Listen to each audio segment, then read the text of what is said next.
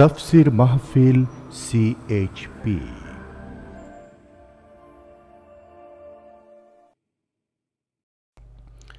বিসমিল্লাহির রহমানির রহিম। দুনিয়া ও আখিরাত বিষয়ে আলোচনা করছেন বিশিষ্ট মুফাসসিরে কোরআন অধ্যক্ষ মাওলানা সৈয়দ কামাল উদ্দিন জাফরি। আয়োজনে আঞ্জুমানে খিদমতে কোরআন সিলেট। শুধু তাফসীর মাহফিল CHP চ্যানেলে মাওলানা সৈয়দ কামাল উদ্দিন জাফরির আলোচনা এখন দেখতে পাবেন।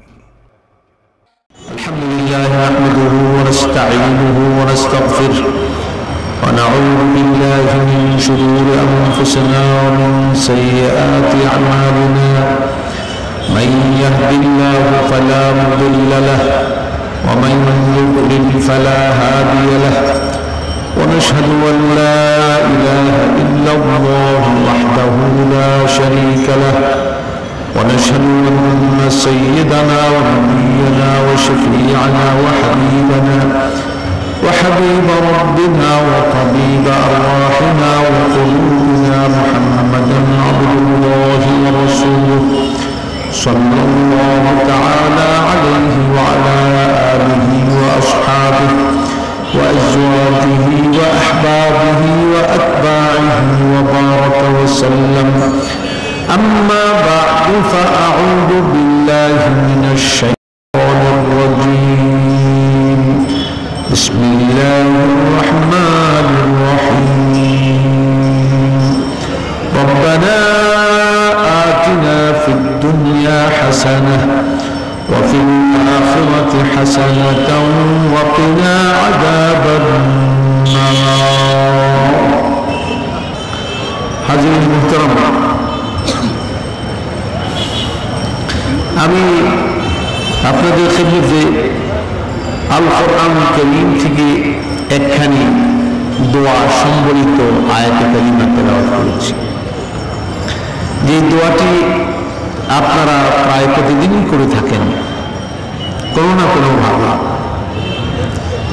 আমি কোরআন কারীমের আয়াত হিসেবে তেলাওয়াত করেছি, দোয়া হিসেবে না, যদি এটি দোয়া। কিন্তু আমরা যে দোয়ার মধ্যে কি বলি আর আমাদের বাস্তব অবস্থা কি, এটাই আজকে আমার উদ্দেশ্য, যেটা বিশ্লেষণ করব ইনশাআল্লাহ বিতৌফিকিল্লাহ। তর্জমাটা আমরা করি, আয় আমাদের রব আমাদের দেন দুনিয়াকে হাসানা, নেকি দান করেন, কল্যাণ দান করেন এবং আখিরাতে আমাদেরকে নেকি ও কল্যাণ দ্বারা মালামাল করেন, আর আমাদের জাহান্নামের আগুন থেকে রেহাই দেন। এই হল দোয়া।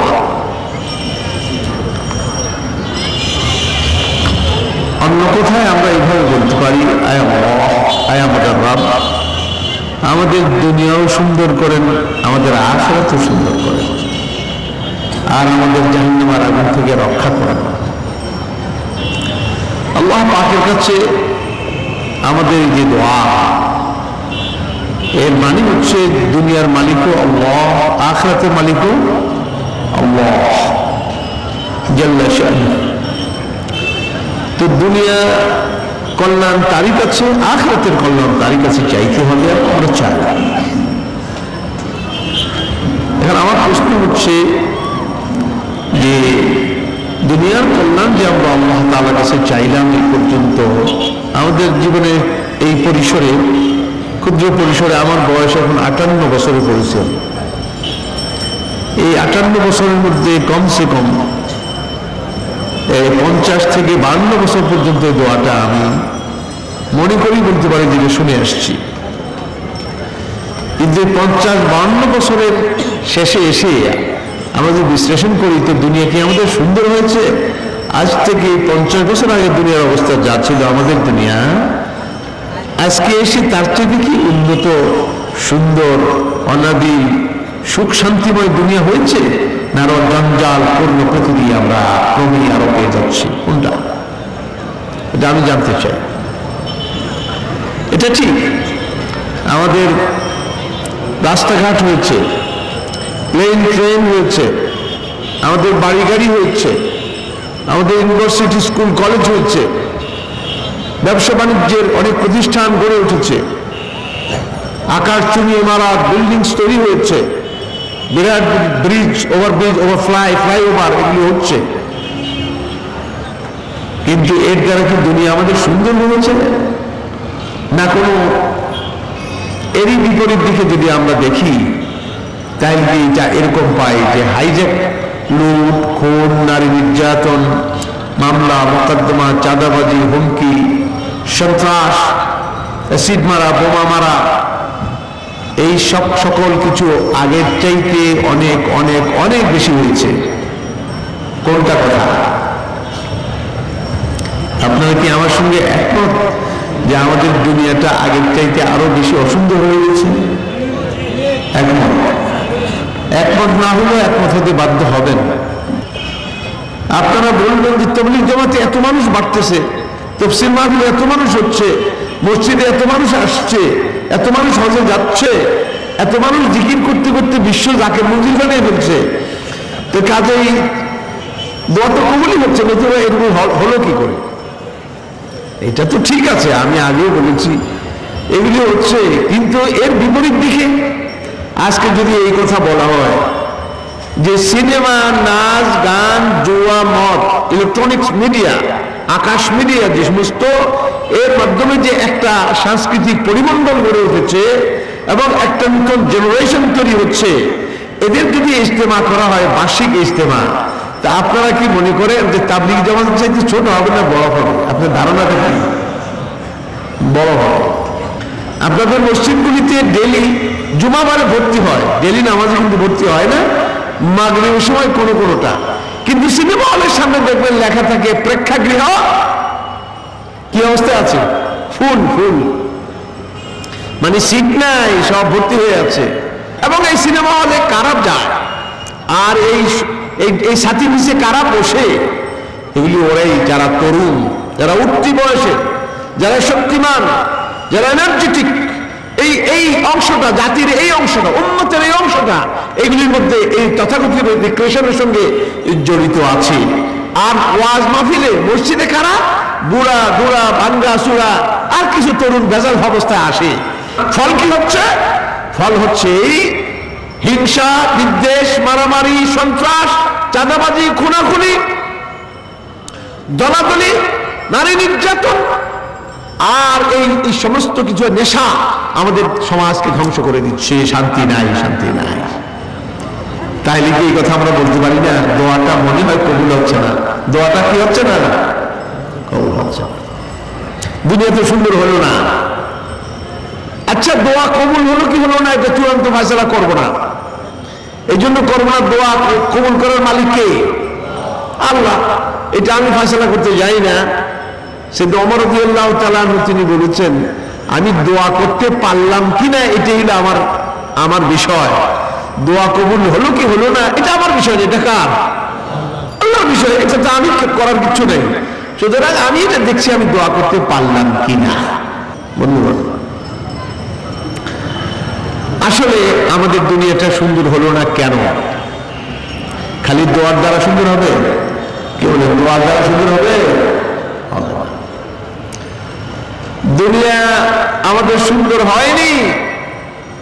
আমি চিন্তায় পড়েছি একটা পয়েন্টে, সেটা হচ্ছে এই দুনিয়া যখন সুন্দর হলো না, আখিরাতের খবর কি?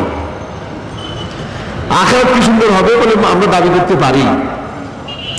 আমি আজকে আপনাদেরকে দাওয়াত দিচ্ছি, দুনিয়াটা যখন সুন্দর হলো না, আখিরাত কিভাবে সুন্দর হবে? আপনারা হয়তো বলবেন, হুজুর দুনিয়া গোল্লাই যাক, আখিরাত ঠিক থাকলেই হলো। কিন্তু আখিরাত কেমনে ঠিক থাকবে? আপনি কি আখিরাতে যাওয়ার পরে আখিরাত ঠিক বানাবেন, সুন্দর বানাবেন, না দুনিয়াতে থেকে দুনিয়াও সুন্দর করতে হবে, আখিরাতও সুন্দর করতে হবে? কোনটা?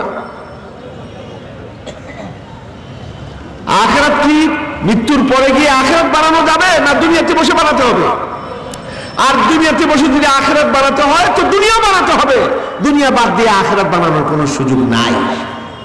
কেন? তার কারণ হচ্ছে হাদিসের, যে হাদিসটি আমি এখন বলবো, এই হাদিসের সনদ দুর্বল, কিন্তু তার বক্তব্য 100 ভাগে 100 ভাগ ঠিক। সেটা কি? আদ-দুনিয়া মাজরাআতুল আখিরাহ, দুনিয়া হলো আখিরাতের খামার। আখিরাতের কি খামার? ক্ষেত। তো মানুষ উৎপাদন করে কোন জায়গায়? খেতে। ভোগ করে কোথায়? বাড়িতে। বাড়ি হলো আখিরাত আর দুনিয়া হলো ক্ষেত। তো খেতে যদি ফসল ভালো হয়, ক্ষেতও সুন্দর হয় এবং বাড়িও সুন্দর হয়। আর যদি ক্ষেতের ফসল না হয়, ক্ষেতও ধ্বংস, বাড়িও ধ্বংস, আমও যায়, সালাও যায়।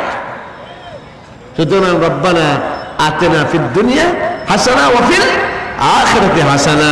খাসারাত দুনিয়া ওয়াল আখিরা, দুনিয়াও গেল আখিরাতও গেল। কারণ আখিরাতের ব্যাপারে শঙ্কিত। এই জন্য দুনিয়া যখন সুন্দর হলো না, আখিরাত কেমনে সুন্দর হবে? আখিরাত কেমনে সুন্দর হবে? বন্ধুগণ, ইমাম জাইনুল আবেদিন রাহমাতুল্লাহ আলাইহি তিনি বলছেন, লা দারা বাদাল মাউত ইয়াসকুনুহা ইল্লা আল্লাতী কানাত ক্বাবলাল মাউত বানিহা ফাইন বানাহা বিখাইরিন তাবা মাসকানুহু ওয়া ইন বানাহা বিশাররিন খাবা বানিহা। লা দারা বাদাল মাউত ইয়াসকুনুহা, মৃত্যুর পরে যে বাড়িতে থাকতে হবে, সেই বাড়িটি মৃত্যুর পরে গিয়ে বানানোর কোনো সুযোগ নেই। ইল্লাল্লাতী কানাত ক্বাবলাল মাউত বানিহা, হ্যাঁ, মৃত্যুর আগে যে বাড়িটি বানানো হয়েছে সেই বাড়িটি আখিরাতে গিয়ে পাওয়া যাবে। ফাইন বানাহা বিখাইরিন তাবা মাসকানুহু, যদি ভালো আমলের দ্বারা, কল্যাণকর আমলের দ্বারা বাড়ি বানানো হয়ে থাকে, তো বাড়িওয়ালা বড় সুন্দর বাড়ি বানিয়েছে, সুন্দর বাড়ি তার তৈরি হয়ে গেছে, জান্নাত তৈরি হয়ে গেছে। ওয়াইন বানাহা বিশাররিন খাবা বানিহা, আর যদি মন্দ আমলের দ্বারা বাড়ি বানানো হয়ে থাকে, তো বাড়িওয়ালা বড় ব্যর্থ হয়ে গেছে, কারণ জাহান্নাম নামক বাড়িটি তৈরি হয়ে গেছে। বন্ধুগণ, জাহান্নাম বানানোর জন্য নিয়ত করা লাগে না, পরিকল্পনা করা লাগে না, বুঝে সুঝে কাজ করা লাগে না। জান্নাত বানানোর জন্য নিয়ত করতে হয়, পরিকল্পনা করতে হয়, তিলে তিলে ক্ষণে ক্ষণে যত্ন করে করে সেই বাড়িটি তৈরি করতে হয়, জান্নাত নামক বাড়িটি। কিন্তু জাহান্নামের জন্য নিয়ত লাগে না, সিনসিয়ার হওয়া জরুরি না। আমি জাহান্নাম তৈরি করছি কি করছি না, এরকম তার সিনসিয়ারিটি এই ব্যাপারে না হওয়ার কোনো জরুরি না। এর এমনি জাহান্নাম তৈরি হয়ে যায়। যে আমলের দ্বারা জান্নাত হয় না, সেই আমলের দ্বারা কি তৈরি হবে? কি তৈরি হবে? জাহান্নাম তৈরি হবে। আপনারা বলেন, এইখানে আমরা যে ইলেকট্রিসিটির প্রবাহ আমরা দেখতে পাচ্ছি, এখানে আলো দেখতে পাচ্ছি, এর জন্য কি আমাদের ওয়ারিং করতে হয়েছে না? তার লাগাতে হয়েছে, বাল্ব ফিট করতে হয়েছে, সংযোগ দিতে হয়েছে। কিন্তু অন্ধকারের জন্য কয়টা তার লাগাতে হয়? কয়টা বাল্ব? যেই মুহূর্তে আলো নাই, সেই মুহূর্তে কি আসে? অন্ধকার আসে। আলো নাই তো অন্ধকার। অন্ধকারের জন্য পরিকল্পনা করা লাগে না, চিন্তা করতে হয় না, নিয়ত করতে হয় না, বাল্ব লাগাতে হয় না, পয়সা খরচ করতে হয় না। কিন্তু আলোর জন্য কি করতে হয়? এগুলি করতে হয়। তো আলো নাই, অন্ধকার এসে যাবে। তো জান্নাত নাই, তো জাহান্নাম তৈরি হয়ে যাবে, এর মধ্যে কোনো সন্দেহ নেই। বাড়ি কিন্তু দুইটাই। বাড়ি কয়টা? দুইটা, একটা জান্নাত, একটা জাহান্নাম। জান্নাত পরিকল্পিতভাবে তৈরি করতে হয়, আর জাহান্নামের পরিকল্পনা লাগে না। কিন্তু আফসোসের বিষয়, কিছু মানুষ পরিকল্পনা করে পয়সা খরচ করে জাহান্নাম বানায়। আমার এক নিকট আত্মীয়া মুরব্বী, তিনি এক গল্প শুনেছেন আমাকে তার জীবন থেকে। তিনি বললেন, আমার বিবাহের পরে একদিন আমার স্বামী আমাকে বললেন, চলো যাই সিনেমায়। অফার দিল সিনেমায়। তা আমি বললাম, সিনেমা দেখলে এই টিকিট করতে হবে না? পয়সা দিয়ে টিকিট কিনতে হবে না? বলে হ্যাঁ। আচ্ছা, সিনেমা দেখলে সব হবে, জান্নাতে যাওয়া যাবে? কয় না। তাহলে কি হবে? জান্নাতে যাওয়ার সম্ভাবনা আছে। কয় তাহলে শুনেন, আমি এত বোকা না, এই পয়সা খরচ করে জাহান্নামে যেতে আমি রাজি না। জাহান্নামে যাওয়ার জন্য বিনা পয়সা খরচে কত আমল আছে, এগুলি করি জাহান্নামে যেতে। যদি জাহান্নামে যাওয়ার নিয়ত হয়, তাহলে পরে এই পয়সা খরচ ছাড়াই জাহান্নামে যাওয়া যায়। পয়সা খরচ করে যাবি জাহান্নামে যেতে রাজি না। এই কথা শোনার পরে উনি বলছেন যে না, স্বামী জীবনে আর ওনাকে অফার করেন নাই যে চলো যাই। অবশ্যই উনি মক্কা শরীফ গিয়ে ইন্তেকাল করেছেন, আল্লাহ ওনাকে জান্নাত নসিব করুন। বন্ধুগণ, মানুষ অনেক বোকা বোকা মানুষ, এই যে তারা পয়সা খরচ করে কোথায় যায়? জাহান্নামে যায়। অথচ পয়সা খরচ ছাড়াই জাহান্নামে যাওয়া যায়। কিন্তু জান্নাতের জন্য পয়সা খরচ করতে হবে, পরিকল্পনা করতে হবে, নিয়ত করতে হবে। দুনিয়া এমন এক জিনিস, দুনিয়াতে অনেক কিছু চাওয়া যায়। মা কুল্লু মা ইয়াতামান্না আল মারউ ইউদরিকুহু ওয়া কাদ তাজরি আর-রিয়াহু বিমা লা তাশতাহি সুবুল। বলতেছে মানুষ কতই তো কামনা করে, কিন্তু এগুলি যে পাবে কোনো গ্যারান্টি নেই। নৌকা যখন রওনা দেয়, জাহাজ পাল তুলে দেয়, উল্টা দিক থেকে বাতাস আসতে শুরু করে দেয়, তখন অবস্থা কি হয়? এটা হলো দুনিয়া, এটা হলো দুনিয়া। দুনিয়া যা চাওয়া হয় তা পাওয়া যায় না, আর যাই বা কিছু পাওয়া যায় তাও ভোগ করা যায় না। একজন গেছে সিঙ্গাপুর, 20 লাখ টাকার মাল খরিদ করছে, বাংলাদেশে এনে বিক্রি করার পরে 1 কোটি টাকা বিক্রি করেছে। কত লাভ হলো? 80 লাখ টাকা। খুশির চোটে বাগবা। এখন কয়টা প্লট কিনবে, কয়টা বাড়ি করবে, কি করবে না পরিকল্পনা করতেছে। একদিন হঠাৎ করে পেটে ব্যথা, ডাক্তারের কাছে গেছে। ডাক্তার পরীক্ষা করে বলছে আপনার তো ক্যান্সার হয়ে গেছে। এবার আপনি বলেন, তিনি যে এই 80 লাখ টাকা লাভ করে যে খুশি হয়েছিলেন, একটি মাত্র কনসাইনমেন্টে তিনি 80 লাখ টাকা লাভ করলেন, যতদূর খুশি হয়েছিলেন, একটু ক্যান্সারের খবর শোনার পরে তার যে দুঃখ হলো, দুঃখ আর খুশি যোগ বিয়োগ দিলে কোনটা বেশি কোনটা কম? দুঃখ বেশি না? তো কাজেই যাও বা পাওয়া গেল, তাও ভোগ করা গেল না। দুই বুড়া বসে বসে কথা বলছে। একজন আরেকজনের কয়, ভাই দুইয়ের খবর কি? কয় দুইয়ের খবর কাছে কাছে। আর দুইয়ের খবর কলে জোরে জোরে। আর দুইয়ের খবর কয় 3। পাশে পোলাপান বসে তাদের কথা শুনছে। একজনের কাছে এসে কয়, হুজুর কি মারফতি কথা আপনারা কইলেন, আমাদের কিচ্ছু বুঝলাম না। দুইয়ের খবর কাছে কাছে, দুইয়ের খবর জোরে জোরে, দুইয়ের খবর 3। কয় বুঝবা, আমাদের মতো যখন বয়স হবে তখন বুঝবে যে দুইয়ের খবর 3 কেমনি হয়। এই অঙ্ক বুঝতে অসুবিধা হবে না। কয় হুজুর আপনাদের মতো বয়স পেয়ে যে মরবো, এই গ্যারান্টি কি আছে? আর যদি মাঝখানে মরে যাই তখন এই জ্বালা নিয়ে কিন্তু মরবো, যে দুইয়ের খবর 3 কেমনি হলো, এই জ্বালাটা নিয়েই তো মরবো। কাজেই যন্ত্রণা থেকে যদি উদ্ধার করেন তাহলে বলবো। বলেন দুইয়ের খবর, আমার জিজ্ঞেস করছি দুইয়ের খবর কি? আমি বলছি কাছে কাছে, মানে চোখ দুটো কেমন? আমি বলছি খুব কাছে না আসলে দেখি না। তার মানে আগে দেখতাম, এখন দেখি না। আর দুইয়ের খবর, দুইয়ের খবর জোরে জোরে। কান দুটো কেমন? জোরে জোরে কথা না করতে শুনি না। বলে আর দুইয়ের খবর 3 কেমন হলো? 2 ঠ্যাং দিয়ে তো চলা যায় না, লাঠি আর একটা লাগে। দুইয়ের খবর কি হলো? 3 হয়ে গেল। দেখছেন অল্প কি সুন্দর মিলে গেল। এটার নাম দুনিয়া। এটার নাম কি? দুনিয়া। লা ইয়ালাইতা শাবাব ইয়াউদু ইয়াওমান ফাউখবিরহু বিমা ফাআলাল মুশিব। হায় হায়, আমার তারুণ্য যদি কোনোদিন ফিরে আসতো, তাহলে বার্ধক্য আমার সাথী হওয়ার পরে তাকে কি কি আমার সঙ্গে দুর্ব্যবহার করলো একটা একটা করে আমি খুলে খুলে আমার তারুণ্য নামক বন্ধুকে বলতাম। কিন্তু বন্ধু আর ফিরেও আসবে না, আর দুঃখের কথা বলা হলো না।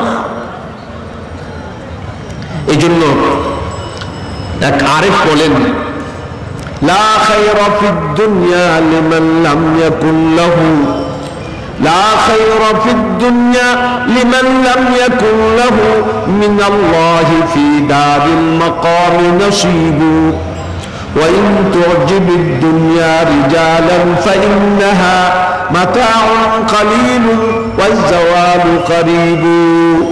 কি বলতেছে? অনেক মূল্যবান কথা। রবি ঠাকুর বললেন, মরিতে চাই না আমি সুন্দর ভুবনে। এই সত্য যে তার বাবা, তার দাদা, তার 14 গোষ্ঠী মারা গেছে। তিনি এটা জানতেন যে দুনিয়াতে থাকা যাবে না। গরু দুইটা গরু কিনে এনেছেন কোরবানি করার জন্য। একটারে ধরে জবাই করে দিয়েছেন। গরু একটা মাথাটা উঠে চোখগুলি তুলে দেখতেছে কি করতেছে। জবাই করে লোকেরা গোশত ভাগাভাগি করতেছে। ওইটা চাওয়ার পরে আবার ঘাস খেতেছে, আবার খেতেছে। তার কাজে সে ব্যস্ত। এখন নাম্বারটা কার? সিরিয়াল নাম্বার দ্বিতীয় গরুর সিরিয়াল নাম্বার। তা আপনার বাবা চলে গেছে, আপনার দাদা চলে গেছে, আপনার বাবাও গেছে, আপনার নাম্বার এখন এসে গেছে, এখন আপনি বলেন মরিতে চাই না, আমি সুন্দর ভবনে ধন্য, আমি তোমাকে বাসিয়েছি। যারা দুনিয়াও চেনে আখিরাতও চেনে তারা কি বলে শুনুন, লা খায়রা ফিদ দুনিয়া লিমান লাম ইয়াকুন লাহু মিনাল্লাহি ফি দারিল মাকাম নসিবু। এই দুনিয়াতে কোনো কল্যাণ নাই, এই দুনিয়াতে কোনো সুখ শান্তি নাই, কোনো কল্যাণ নাই ওই ব্যক্তির জন্য যে ব্যক্তি মৃত্যুর পরে আল্লাহর কাছে গিয়ে কোনো অংশ সে পাবে না, জান্নাতের কোনো অংশ, কোনো ঠিকানা, কোনো পথ তার জন্য সংরক্ষিত হয়নি, তার জন্য দুনিয়াতে কোনো কল্যাণ নাই। কৃষকের 1000 বিঘা জমি থাকলে লাভ হবে কি যদি তার জমিতে ফসল উৎপন্ন, বাড়ির জন্য যদি ফসল উৎপন্ন না হয় তার 1000 বিঘা জমি দিয়ে কি হবে? লা খায়রা ফিদ দুনিয়া লিমান লাম ইয়াকুন লাহু মিনাল্লাহি ফি দারিল মাকাম নসিবু ওয়া ইন তুজিবিদ দুনিয়া রিজালান ফাইন্নাহা। যদিও দুনিয়াটা বাহ্যিক চাকচিক্য কিছু মানুষকে ধোঁকার মধ্যে ফেলে দেয়, কিছু মানুষ এটা পছন্দ করে, আহ কি সুন্দর দুনিয়া, বাহ বাহ কি চমৎকার, আমার ক্ষমতা, আমার পাওয়ার, আমার টাকা, আমার পয়সা, আমার সামর্থ্য, আমার যৌবন, আমার চাহিদা, আমার চাওয়া, আমার পাওয়া, আমার স্বাদ, আমার সাধ্য, হায় হায় দুনিয়া, দুনিয়া দুনিয়া আমারই হ্যাঁ, দুনিয়া তোমারই, দুনিয়া কা মজা লে। আছে না কিছু লোক? আচ্ছা, তো বলে ওয়াইন তুজিবিদ দুনিয়া রিজালান ফাইন্নাহা। যদিও কিছু লোককে দুনিয়া বড়, কিছু লোকের কাছে দুনিয়া বড় লুক্রেটিভ, দুনিয়া বড় কি লুক্রেটিভ, আকর্ষণীয়, প্রিয়, কিন্তু তাদের জানা উচিত মাতাউন কালিলুন ওয়াজ জাওয়ালু কারীবু। এই সামান্য উপকরণ মাত্র, জীবন যাপনের সামান্য উপকরণ মাত্র, ওয়াজ জাওয়ালু কারীবু। আর এই উপকরণটা যা আবার দেয়া হলো তা আবার তাড়াতাড়ি তার থেকে ছিনিয়ে নেওয়া হচ্ছে, তার থেকে কি করা হচ্ছে? ছিনিয়ে নেওয়া হচ্ছে। এই চোখ, চোখের পাওয়ার কই গেল? এই কানের শক্তি কই গেল? হার্টের শক্তি কই গেল? 2 পায়ের শক্তি কই গেল? কোমরের শক্তি কই গেল? পেশি শক্তি কই গেল? যাও কিছু ছিল তাও আবার তাড়াতাড়ি তার থেকে গুটিয়ে নেওয়া হচ্ছে। গুড়িটা আকাশে উঠে, কিন্তু আবার গুড়িওয়ালা কি করতেছে? সবে মাত্র আকাশে গিয়ে উঠছে গুড়ি, আসরের সময় হয়েছে তো, কিন্তু মাগরিবের সময় কি করে? আবার গুটায়। ওয়াল আসরি ইন্নাল ইনসানা লাফি খুসর। বন্ধু, তুমি যখন দুনিয়াতে আসলা তখন কিন্তু আসরের ওয়াক্ত আসছে, সামনে ওয়াক্ত আরেকটা, সেটার নাম কি? মাগরিব। সামনের ওয়াক্তের নাম কি? মাগরিব, মানে অস্তমিত হওয়া। তুমি আসরের ওয়াক্ত আসছো আর অস্তমিত হয়ে যাচ্ছ। সুতরাং এইখানেই তোমার জীবন। এই দুনিয়াতে কোনো কল্যাণ নাই, যার আখিরাতে কোনো অংশ নাই, তার মতো তার জন্য দুনিয়াতে কোনো কল্যাণ নেই। যদিও কিছু লোক এইগুলি দেখে চাকচিক্য থেকে অস্থির হয়ে যায়। নবী আকরাম সাল্লাল্লাহু আলাইহি ওয়াসাল্লাম তিনি দোয়া করছেন, তিনি কি বলছেন? আল্লাহ আল্লাহ আল্লাহ আল্লাহ আল্লাহ, তিনি বলছেন আল্লাহুম্মা ইন্নী আসআলু হুব্বাকা ওয়া হুব্বা মান ইউহিব্বুকা। আয় আল্লাহ, আমি আপনার মহব্বত চাই এবং যারা আপনাকে ভালোবাসে তাদের ভালোবাসা, তাদের যা ভালোবাসতে পারি তৌফিক আমি চাই। ওয়া ইযা আকরারতা আ'য়ুনা আহলিদ দুনিয়া মিন দুনিয়াহুম ফাআকরির আইনি মিন ইবাদাতিক। আর যখন দুনিয়ার উন্নতির দ্বারা তার চক্ষুকে আপনি জুড়িয়ে দেন, সেই মুহূর্তে আমাকে আমার চক্ষু জুড়িয়েন আপনার সিজদার দ্বারা, আপনার গুণগানের দ্বারা, আপনার সার্বভৌমত্ব, আপনার শ্রেষ্ঠত্ব, আপনার প্রভুত্ব, আপনার একত্ব, আপনার মহত্ব প্রচার যখন করি তখন যেন আমার চক্ষু জুড়ায়। ওদের চক্ষু জোড়ায় দুনিয়ার উন্নতির দ্বারা, আর আমার চক্ষু জোড়ায় আপনার জিকিরের দ্বারা, আপনার স্মরণের দ্বারা, আপনার সিজদার দ্বারা, আপনার জন্য কর্মী হওয়ার দ্বারা। তাহলে বন্ধুগণ, ওরা দুনিয়াতে পাইছে অনেক কিছু। কি পাইছে? মাতাউন কালিল। মাতাউন কালিল। এই মাতাউন কালিল এটা জানার জন্য, এটা ব্যাখ্যা করার জন্য একজন চেষ্টা করছেন যে মাতা মানে কি। মাতার মধ্যে আল্লাহ কি বলছেন? কোরআনে কারিমে জায়গায় জায়গায় দুনিয়াটার কি বলা হয়েছে? মাতা। লা ইয়াগুররান্নাকা তাকাল্লুবুল লাযীনা কাফারু ফিল বিলাদ মাতাউন কালিলুন সুম্মা মাওয়াহুম জাহান্নাম ওয়া বিসাল মিহাদ। আল্লাহ আল্লাহ আল্লাহ। হুজুরকে বলছেন দুনিয়ার তারাক্কি দুনিয়াদারদের, দুনিয়ার তারাক্কি কাফেরদের, চাকচিক্যময় জীবন দেখে আপনার চক্ষু যেন ধাঁধিয়ে না যায়, আপনি যেন ধোকার মধ্যে না পড়েন। মাতাউন কালিল, এটা সামান্য উপকরণ মাত্র, এরপরে তার জন্য অপেক্ষা করছে জাহান্নাম। অবিসাল মিহাদ, জাহান্নাম প্রস্তুত হয়েছে, সে জাহান্নামে যাবে। এখন এই মাতা বুঝার জন্য একজন বেরিয়েছে, নিজের বাড়ি থেকে সফর করতে। মাতা বুঝে, মাতা মানে কি? উনি সফর করতে করতে গিয়ে এক বেদুইনের টেন্টের মধ্যে ঢুকছেন, মরুভূমিতে বেদুইনের তাবু থেকে ঢুকছেন।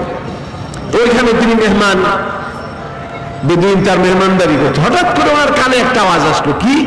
বাইরে থেকে একটা ছোট্ট বাচ্চা যে ধুলাবালি নিয়ে খেলা করছিল, এই বাচ্চা বলতেছে, আবুয়া আবুয়া হাদা মাতা, আবুয়া হাদা মাতা। আবুয়া আরবরা লোকাল ল্যাঙ্গুয়েজে, আমার আব্বা এটা বলে, আবুয়া, আব্বু আব্বু হাদা মাতা, এই যে একটা মাথা পাইছি, মাথা। ওই লোক উনি সর্বনাশ, আমি যে মাথার তালাশে আছি, বাচ্চাকে মাথা পেয়েছে, দেখি মাথাটা কি। বাইরে দেখে যে বাচ্চার হাতের মধ্যে জুতার যে তলা আছে, এই তলার যে পায়ের গোড়ালির নিচে যে অংশটা থাকে, একটা টুকরা, চামড়ার টুকরা। আগে লোকেরা, এখন তো টেস্টিং করে, আগে কি করতো, প্যারাগ মেরে মেরে এটাকে লাগিয়ে দিত। এই প্যারাগ তার কেন কয় পদচারণায় প্যারাগের ছাতিগুলি, মাথাগুলি ক্ষয়ে গেছে। ক্ষয়ে যাওয়ার কারণে এখন কি হয়েছে, টুকরাটা ছুটে পড়ে গেছে। এই টুকরাটা যেহেতু চারুপাশে ছোট ছোট ছিদ্র করা, ইউনিফর্ম অবস্থায়, এটা আকর্ষণীয় বাচ্চার কাছে, তার কাছে খুব দেখতে সুন্দর লাগছে। সেই জন্য আবুই হাদা মাথা, আব্বা আমি একটা জিনিস পাইছি, করে সুন্দর জিনিস পাইছি। গিয়ে দেখা গেল জুতার পায়ের তলার একটা টুকরা, চামড়ার পশা টুকরা, যা ক্ষয়ে গেছে, ছুটে পরিত্যক্ত অবস্থায় আছে। ওই বেটা কইতেও পারে না, বলতেও পারে না কখন ছুটে পড়ে গেছে। বাচ্চা এটাকে নিয়ে আনন্দ করছে, সে বলতে, আবুই হাদা মাথা, আব্বা এই যে একটা জিনিস পাইছি।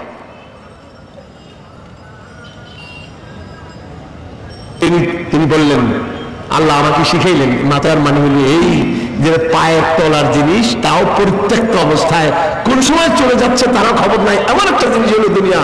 এটা ওই হাদিসেরই ব্যাখ্যা, যেখানে আল্লাহ তাআলা বলছেন, যেখানে বলা হচ্ছে যে এই দুনিয়ার মাঝে যা কিছু আছে, সব কিছুর মূল্য যদি আল্লাহ তাআলার কাছে একটা মশার দানা পরিমাণ যদি মূল্য হতো, তাহলে আল্লাহ পাক একটা নাফরমানকে, একটা কাফেরকে এক ঘট পানি পান করতে আল্লাহ দিতেন না। আমার এখন প্রশ্ন হচ্ছে, এই যে দুনিয়া, আমাদের দুনিয়াটা সুন্দর হলো না, এই দুনিয়া সুন্দর হলো না, কারণটা কি? কেন দুনিয়া সুন্দর হলো না? হ্যাঁ, ও কথা আমার একটু বলতে হবে। দুনিয়া সুন্দর হতে পারে, দুনিয়া সুন্দর হতে পারে। দুনিয়া এই জন্য সুন্দর যে আখিরাতে যে জান্নাত, সুন্দর জান্নাত পেতে হবে, এই জান্নাত কি আখিরাতে গিয়ে বানাবো না দুনিয়াতে বানাবো? সুতরাং দুনিয়াতে যদি বসে আমি জান্নাত বানাতে পারি, তো দুনিয়াটা কি হবে? সুন্দর হয়ে যাবে। দুনিয়া সুন্দর। যারা দুনিয়াতে বসে আখিরাত বানায়, তাদের দুনিয়া কি হয়? সুন্দর হয়। আর যারা আখিরাত বানাতে পারে না, তাদের দুনিয়া সুন্দর হয় না। এই বেটা দুনিয়াও পায় আর আখিরাতও পায়। আর যে বেটা আখিরাত পায় না, আখিরাত তো পাই না, দুনিয়াও সে পায় না, দুনিয়াও সে পায় না। নবী আকরাম সাল্লাল্লাহু আলাইহি ওয়াসাল্লাম তিনি বললেন যে একজন মুমিন যদি হালাল কামাই করে এক লোকমা সে খায়, তার আমলনামায় কমসে কম 10 লোকমা আল্লাহ রাস্তায় খরচ করার লেখা হয়ে যায়। সে খেলো নিজে, আবার আখিরাতে কয় লোকমা? কমসে কম 10 গুণ সওয়াব পাবে। কত তোমরা অবাক হইছো? মুসা আলাইহিস সালামের আম্মা ফেরাউনের বাড়িতে একটা চাকরি করেছিলেন। চাকরিটা কি ছিল? চাকরি কি ছিল? নিজের শিশু সন্তানকে কি করতেন? দুধ খাওয়াতেন। তিনি কি বেতন পাইতেন না? তো কি বেতন পাইতেন? রয়্যাল স্কেলে, থাকাটা রয়্যাল প্যালেসে। আর মুরগির রান অথবা চিংড়ি মাছ যদি খেতেন, তো কেমন খেতেন? কিং সাইজের, কিং এর বাড়িতে তো মুরগির রানও কিং সাইজ, বেতন রয়্যাল স্কেলে, আর থাকা রয়্যাল প্যালেসে। কিন্তু চাকরিটা কি? নিজের শিশুকে দুধ খাওয়াচ্ছেন। যদি মুসা আলাইহিস সালাম এই সুবিধা পান, প্রত্যেক মুমিন এই সুবিধা পাবে। সে নিজে হালাল কামাই করে এক লোকমা খাবে, দুনিয়াতে 1 লোকমা পেল, আখিরাতে গিয়ে 10 লোকমা তার জন্য সংরক্ষিত থাকলো। সুবহানাল্লাহ। উল্টারও বেতন পাইলো, নিজেই খেলো আবার বেতন, নিজের ছেলেরা দুধ খাওয়াইলো বেতনও পাইলো, তো নিজেও খেলো আবার 10 লোকমান বেতন রয়ে গেল। সুবহানাল্লাহ। আখিরাতে কাজেই যারা আখিরাতকে টার্গেট করে দুনিয়াতে আমল করে, আখিরাতের টানে দুনিয়া তার সুন্দর হয়ে যায়। কিসের টানে? আখিরাতের টানে। আপনারা গরমের সময় কোরবানির মৌসুম যদি হয়, গরু হাটে গেলে কেমন লাগে? তখন গরু কিনতে গিয়ে অবস্থা কেমন লাগে? একজনের 3টা গরু নিয়ে বসে আছে, একটা গরুর দাম 5,000, একটা দাম 7,000, আর একটার দাম 10,000। 3 গরু বিক্রি করবে, কিন্তু চিন্তা করে গরু একটাও তো না বেচতে পারি, তখন আমি কি করি? আমার সংসার চালাবো কি করে? তো কতগুলি তরমুজ, একটার দাম 20 টাকা 50 টাকা দিয়ে কতগুলি তরমুজ আমার কাছে দিয়ে রাখছে। কি নিতে? যে গরু কিনতে পারুক আর না পারুক, তরমুজ তো কিনবই, কারণ পিপাসায় কাতর হবে, তরমুজ খাবে। আর গরু যদি নাই বেচতে পারি, তো তরমুজ বিক্রির দ্বারা যে পয়সা হবে আজকের মতো খরচ পৌঁছিয়ে যাবে। এটা হলো সাইড সুবিধা, বাই প্রোডাকশন। তেমন কি করছে? তরমুজ রাখছে, মানুষের তরমুজ খাচ্ছে, বিক্রি হচ্ছে, গরু বিক্রি হচ্ছে। হঠাৎ করে একজন এসে 10,000 টাকার গরু একটা কিনে ফেলেছে। এই লোক করেছিল তরমুজ একটা কেটে তাকে অফার দিয়েছে, ভাই তরমুজটা খান তো। সে তরমুজ খেয়ে ফেলছে। এখন পয়সা দেওয়ার সময় গরুর দাম তো 10,000, তরমুজের দাম কত? ও তরমুজের দাম দিতে হবে না। কেন? প্রত্যেকের কাছে তো আপনি বিক্রি করলেন, পয়সা নিলেন, আমার থেকে নেবেন না কেন? ভাই দেখেন, কেউ যদি 2,000 টাকা দামের একটা শাড়ি কাপড় কিনে দোকানে একটা 7-Up বোতল পায়, আর আপনি 10,000 টাকা দামের একটা গরু কিনলেন, একটা তরমুজ আপনারা খাওয়াবো না? এটা কোনো কথা? আসল কথা হলো এই বেটায় গরুওয়ালা থেকে গরু কেনার কারণে তরমুজটা ফ্রি পাইছে, কারণ তরমুজের মালিকও সে, গরুর মালিকও সে, একজন হওয়ার কারণে যে গরু ধরে তরমুজটা ফ্রি পেয়ে যায়।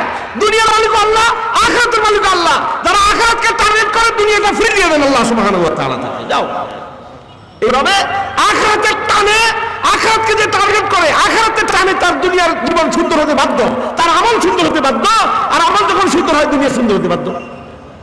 আর আমল সুন্দর ছাড়া তো আখিরাতে ঘর বানানো যাবে না। আর আমল তো আখিরাতে গিয়ে করবে না, করবে কোন জায়গায়? দুনিয়াতে। আর দুনিয়াতে বসে যখন মানুষ ভালো আমল করতে শুরু করে দিবে, তখন দুনিয়া হাসানা ভর্তি হয়ে যাবে, সুন্দর কল্যাণের দুনিয়া হয়ে যাবে। কিন্তু টার্গেট হলো আখিরাত। এটা হলো ফিলোসফি, এই হলো আমাদের জীবন দর্শন। আখিরাতকে বাদ দিয়ে যারা আজকে রাজনীতি করছেন, দেশকে ভালো করার চেষ্টা করছেন, তারা কোনোদিন পারবেন না, কারণ এটা উল্টা নীতি হইতেছে। নীতিটা কি? উল্টা। উল্টা সমঝিলারে রাম,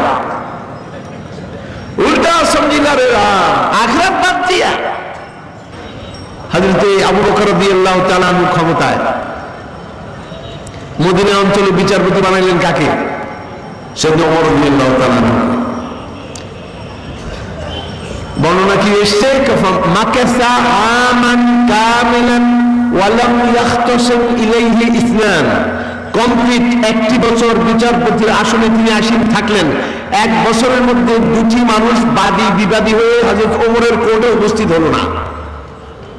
1 বছরের মধ্যে একটা কোর্টে একটা বিচার দায়ের হচ্ছে না। ওমর রাদিয়াল্লাহু তাআলা আনহু দেখলেন বসে বসে এই বেতন খাওয়া ছাড়া তো কোনো কাজ নেই। কেমন বিচারপতি হইলাম, লোকেরা আমার পোষেই না, একটা রায় দেওয়ার সুযোগ পাইলাম না, একটা মোকদ্দমার ফায়সালা শুনানি হলো না, যে কেমন বিচারপতি? শেষ পর্যন্ত তিনি আবু বকর রাদিয়াল্লাহু তাআলা আনহুর দরবারে গিয়ে উপস্থিত হলেন। আর বললেন, কি বললেন তা তার ভাষায় শুনুন, এর বুঝুন দুনিয়া সুন্দর কেমনি হয়। তো তিনি বললেন, মা হাজাতে বি ইনদা কওমিল মুমিনিন ইয়া খলিফাতা রাসূলুল্লাহ। ও আল্লাহ রাসূলের খলিফা, আমার মতো কোনো বিচারপতির প্রয়োজন মুসলমানদের দেশে আছে বলে আমি মনে করছি না। আবু বকর রাদিয়াল্লাহু তাআলা বললেন, কাইফা যালিক, এটা কিভাবে? তিনি বললেন, দীনুহুম নাসিহা। আমি দেখলাম এই জাতির সকলের দ্বীনের নাম হলো নসিহত, মানে আদ-দীনু হুয়া নাসিহা, দীনু আন-নাসিহা, দীনু হুয়া নাসিহা, দিনটাই কল্যাণ কামনা করা। সবাই সবার কল্যাণ কামনা করে, কেউ কারোর কল্যাণ কামনা করে না। আচ্ছা, 1 নম্বর। 2 নম্বর কি? মানহাজুল কোরআন। আর তাদের সংবিধানের নাম হলো কোরআন। আল কোরআন কারীমের পবিত্র ছায়ায় তারা জীবন যাপন করছে। ওয়া আমালুহুম আল-আমরু বিল মারুফ ওয়ান নাহই আনিল মুনকার। আর তাদের কর্মসূচি কি? এই গোটা উম্মতের কর্মসূচি কি? সৎ কাজে আদেশ দাও, অসৎ কাজে নিষেধ করো। প্রতিটি ব্যক্তি হাকিমান মাহকুমান, সরকারে থাকুক অথবা প্রজাদের মধ্যে থাকুক, দেশবাসীর পাবলিকের মধ্যে থাকুক, সবাই সৎ কাজের পক্ষে, সবাই অসৎ কাজের বিপক্ষে। কুল্লু ওয়াহিদিন মিনহুম ইয়ারিফু হাদ্দাহু ফায়াকিফ ইনদাহ। প্রতিটি নাগরিক, এই দেশের প্রতিটি নাগরিক, আমি শব্দটার মধ্যে যখনই চিন্তা করি আমি পরিশান হয়ে যাই। কারণ নবী সাল্লাল্লাহু আলাইহি ওয়াসাল্লাম ক্ষমতা ভোগ করেছিলেন মাত্র 10 বছর। কত বছর? মদিনায় কত বছর তিনি ক্ষমতায় ছিলেন? 10 বছর। আবু বকর রাদিয়াল্লাহু তাআলা আরো 1 বছর, 11 বছরের রিপোর্ট হযরত ওমরের মধ্যে শুনুন। কুল্লু ওয়াহিদিন মিনহুম ইয়ারিফু হাদ্দাহু ফায়াকিফ ইনদাহ। প্রতিটি এই জাতির প্রতিটি সদস্য প্রত্যেকেই যার যার অধিকারের চতুর্সীমাকে সে চিনে এবং জানে। প্রতিটি নাগরিক তার অধিকারের চতুর্সীমা জানে। সে অধিকার ভোগ করতে করতে যখনই ডাইনে বামে সামনে পিছনে তার বর্ডারে পৌঁছে যায়, ওইখানে গিয়ে দাঁড়িয়ে যায়, বর্ডার ক্রস করে আরেকজনের অধিকারের মধ্যে ঢুকে পড়ে না। লক্ষ্য করেন, লক্ষ্য করেন। আপনার 1 খণ্ড জমি আছে, চারদিকে 4টা আইল আছে। আপনি যদি গরু রাখবেন আইলে 4টা আইলের ভিতরে, ধান চাষ করবেন এটার ভিতরে, ঘর করবেন এটার ভিতরে, কূপ খনন করবেন, পুকুর বানাবেন এটার ভিতরে। হযরত ওমর বলেন এর প্রত্যেকেই যার যার সীমার মধ্যে করে আর অধিকার ভোগ করতে করতে, মানে জমি চাষ করতে করতে যেই না এই আইলের কাছে পৌঁছে যায়, অথবা এই আইল অথবা এই আইল অথবা ওই আইল, ওই বর্ডারে যাওয়ার সাথে সাথেই আর ওদিকে লাঙ্গল কোনাকুনি আর ধরে না, সেখানে দাঁড়িয়ে আবার সেন্টারের দিকে ফিরে আসে। সুবহানাল্লাহ, সুবহানাল্লাহ। এরপরে কি হলো?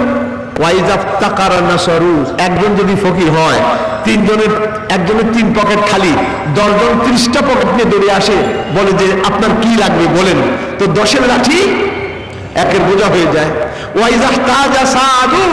একজনের প্রয়োজন হয়েছে একটা গাড়ি অথবা একটা যানবাহনে রুগী নিয়ে যেতে হবে হসপিটালে, 10 জনের 10টা যানবাহন গাড়ি নিয়ে উপস্থিত, অথবা 10টা কিনা কয় ঘোড়া অথবা উট নিয়ে উপস্থিত। ও বলে আমার গাড়িতে উঠেন, সে বলে আমার গাড়িতে, আমার উটের পিঠে উঠেন।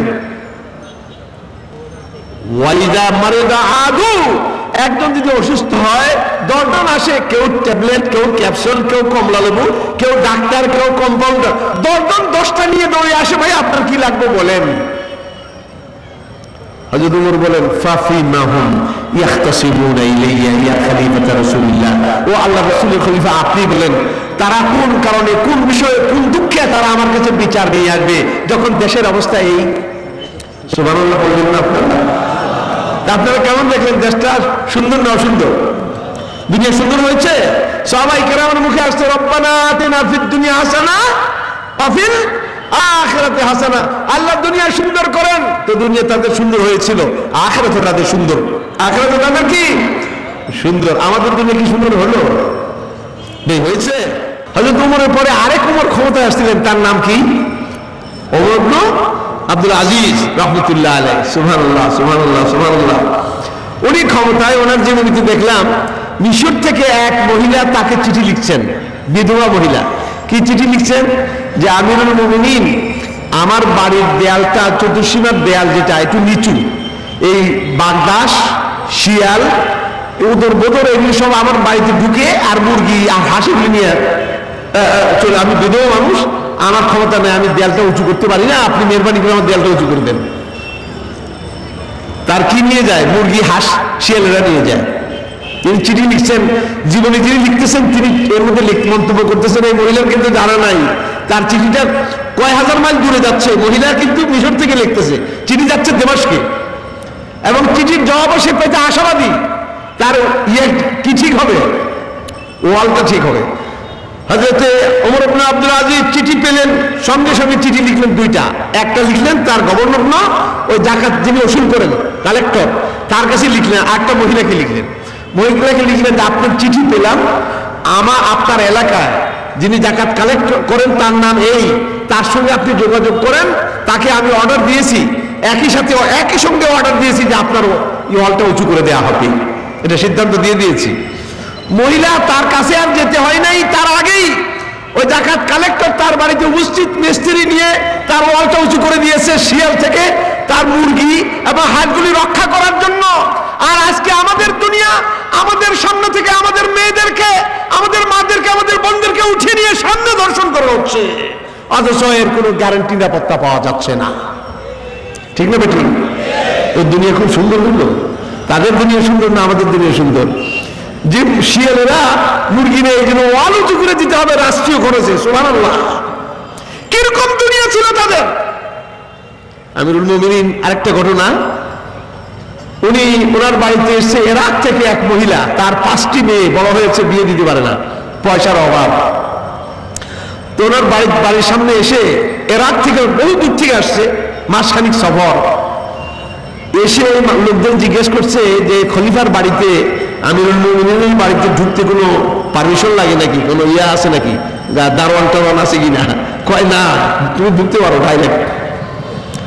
তো মহিলা ঢুকছে, ঢুকে দেখে ওনার বউ বসে বসে তুলে দিয়ে কি জানি সাফ করতেছে, আর বাড়িতে জানিভাবে তাকে দেখে বাড়ির মধ্যে কিছু নাই। মহিলা অবাক হয়ে, আল্লাহ, আমি এক ফকির আসলাম আর ফকিরের বাড়িতে, কাবুলুকি কি কাম হবে? মহিলা তার ভাষায় বলে, কাইফা নুআম্মির বুয়ুতানা মিন হাযাল বাইতিল খারাপ, এই বিরান বাড়ি থেকে আমাদের বাড়ি আবাদ করার কোনো সামগ্রী পাওয়ার কোনো আশা করতে পারি না। এই বাড়িটা তো বিরান, বাড়িটা কি এটা বিরান বাড়ি, আমাদের বাড়ি কি করে আবাদ করব? কাইফা নুআম্মির বুয়ুতানা মিন হাযাল বাইতিল খারাপ। তার বউ ফাতেমার কানে এই কথাটা গেছে, তিনি সঙ্গে সঙ্গে জবাব দিয়েছেন, ইন্নামা খুররিবা হাযাল বাইতু লিতা'মিরি বুয়ুতিকুন্না, এই বাড়িটি এই জন্যই বিরান করা হয়েছে তোমাদের বাড়িগুলি আবাদ করার জন্য, এই পেটটা এই জন্য খালি করা হয়েছে তোমাদের পেট ভর্তি করে দেওয়ার জন্য। সুবহানাল্লাহ। এমন সময় হযরতে ওমর ইবনে আব্দুল আজিজ ঘরে ঢুকলেন, ঢুকে তার স্ত্রীকে জিজ্ঞেস করলেন, মানিল মারা, এই মহিলা কে?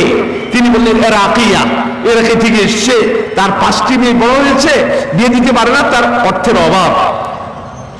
জীবনী যিনি লিখেন তিনি বলছেন, আমিরুল মুমিনিন একটু দেরি করলেন না, সঙ্গে সঙ্গে তিনি মহিলার তার স্ত্রীকে বললেন, দোয়াত ল, কাগজ ল, কলম ল, 3টা শব্দ আরবি। দোয়াত ল, তখন তো ফাউন্টেন পেন ছিল না, ভিতরে কি ছিল না, কালি ডুবানো থাকতো না, কালি আলাদা, কলম আলাদা, কাগজ আলাদা, তো কাগজ ল, দোয়াত ল, কলম ল। তার বউ যখন এনে দিয়েছে উনি বসে বললেন, বসে ওই মহিলাকে, রাখি মহিলাকে জিজ্ঞেস করুন, সামনি তোমার নাম কও দেখি, তোমার মেয়েগুলির নাম কও। তো মহিলা বড় নাম কয়, তার নাম অমুক। আমিরুল মুমিনিন বললেন, তার জন্য এত। মহিলা কয়, আলহামদুলিল্লাহ। 2 নম্বরের নাম কও, তার নাম অমুক। তিনি বললেন, তার জন্য এত। মহিলা বলছে, আলহামদুলিল্লাহ। 3 নম্বরের নাম কও, অমুক, তার জন্য এত। মহিলা বলছে, আলহামদুলিল্লাহ। 4 নম্বরের নাম কও, নাম বলা হলো, তার জন্য এত। মহিলাকে হাইয়াক আল্লাহ, আল্লাহ আপনারা বাঁচাক। এবার আলহামদুলিল্লাহ কয় না, আলহামদুলিল্লাহ কত কইব? মহিলা কাহিল হয়ে গেছে। এখন যে বেটায় দিতেছে এই বেটারও তো কিছু দেওয়া দরকার, সুতরাং আলহামদুলিল্লাহ ঘুরে গেল। ঘুরে গিয়ে হাইয়াক আল্লাহ পর্যবসিত হলো। যেই মুহূর্তে মহিলা হাইয়াক আল্লাহ বললো, আমিরুল মুমিনিনের কলম তখন উঠিয়ে ফেললেন। তিনি বললেন, আমি আর লিখবো না, আর লিখতে পারবো না, আমার কলম আর চলবে না, যতক্ষণ পর্যন্ত যিনি প্রশংসার হক রাখতেছিলেন তার প্রশংসা তুমি করতেছিলে, আমার কলম তখন চলতেছিল। তোমার মুখ থেকে তার প্রশংসা বন্ধ হয়ে গেছে, আমার কলম আর চললো না। কারণ তুমি আমার দোয়া করছো, হাইয়াক আল্লাহ বলছো, আসলে এটা দোয়া না, তুমি আমার প্রশংসা করছো, তার প্রশংসা তুই আমার করছো। আমার দোয়া করছো কেন? মানে তুমি কায়দা করে দোয়া করছো, আমার প্রশংসা করছো। আল্লাহ আমার রক্ষা করো। কেন? আচ্ছা, তো তোমার হক আল্লাহ আমানত আমার কাঁধে রেখেছেন, আমানত আমি আদায় করতেছি, তুমি আলহামদুলিল্লাহ বলতেছে, ঠিকই বলতেছিলে, তুমি এখন আবার হাইয়াক আল্লাহ বললে কেন? এই জন্য 5মটার জন্য আমি আর দিতে পারলাম না। তবে এটাও ঠিক, 5মটা মাহরুম হবে না, 4টাকে বলো 5মটাকে শেয়ার করার জন্য, আমি আর দিতে পারলাম না। আপনি চিন্তা করেন, ইখলাস কারে কয়, নেতৃত্ব কারে কয়? যে আলহামদুলিল্লাহ বাদ দিয়ে ওনারা খালি বলি যে আল্লাহ আপনারা বাঁচান, এই কথাটা তার পছন্দ হলো না। আর আমরা ইলেকশনে দাঁড়াইলে পরে হাই হাই গরিবের দরদি, অমুকের জন্য তমুকের জন্য, অমুকের জন্য, আর আমিরুল মুমিনিনকে হাইয়া গেল, বরদাস্ত করলেন না। দুনিয়া সুন্দর হবে না কেন? দুনিয়া কেন সুন্দর হবে না? তাদের টার্গেট হলো কে? আল্লাহ সুবহানাহু ওয়া তাআলা, তার সন্তুষ্টি। তিনি কেমন রাজি হবেন? আমি রাজনীতি করি আল্লাহর সন্তুষ্টির জন্য, এই বেটায় কাজ করে আল্লাহর সন্তুষ্টির জন্য। প্রত্যেকটা মানুষ কার সন্তুষ্টি অর্জনের চেষ্টা করতেছে। সুতরাং দুনিয়া সুন্দর হতে বাধ্য। দুনিয়া সুন্দর হবে না কেন বন্ধুগণ? এখন আসুন দেখি আমাদের দুনিয়াটা কি করে বরবাদ হলো। আমি 2-1টা বিষয়ে আলোচনা করলে আমরা পরিষ্কার হয়ে যাবে। 1 নম্বরে আমি রাজনীতির কথা বলবো। কি নীতি? রাজনীতি। যারা রাজনীতি করেন কর্মীরা, নেতারা শুনুন, আল কোরআন কারীমের মধ্যে রাজনীতির মূল সবকটা কি দেওয়া হয়েছে? প্রথম সবকটা কুলিল্লাহুম্মা মালিকাল মুলকি তুতিল মুলকা মান তাশা ওয়া তানজিউল মুলকা মিম্মান তাশা ওয়া তুইজ্জু মান তাশা ওয়া তুযিল্লু মান তাশা বিয়াদিকাল খায়র ইন্নাকা আলা কুল্লি শাইইন কাদির। কি বলা হলো? কুল, আপনি বলুন, আয় আল্লাহ, ক্ষমতার মালিক তুমি, যাকে ইচ্ছা তুমি ক্ষমতা দান করো, যাকে ইচ্ছা তার থেকে ক্ষমতা কেড়ে নাও, যাকে ইচ্ছা তুমি সম্মানিত করো, যাকে ইচ্ছা তুমি তাকে অসম্মানিত করো, সকল কল্যাণ তোমার হাতে, তুমি সকল কিছুর উপর ক্ষমতাবান। আচ্ছা, এই আয়াতের মধ্যে প্রথম সবকটা হলো সার্বভৌমত্ব কার হবে? রাষ্ট্র পরিচালনায় সার্বভৌমত্ব কার হবে?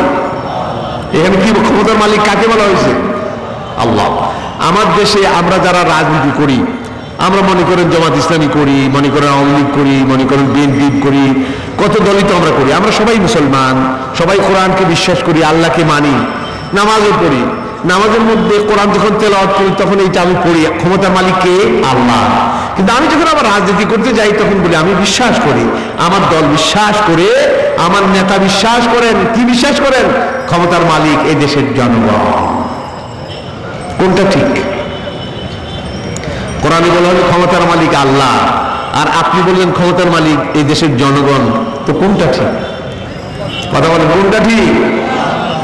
আল্লাহটা ঠিক। তো চলছে কোনটা? ঠিকটা চলছে না ব্যাঠিকটা চলছে? হ্যাঁ, ক্ষমতার মালিক জনগণ। তা আবার মনে রাখেন, কোন কাজ যদি ব্যাঠিক হয়, ওই কাজ ব্যাঠিকটা ঠিক মতো চলে না।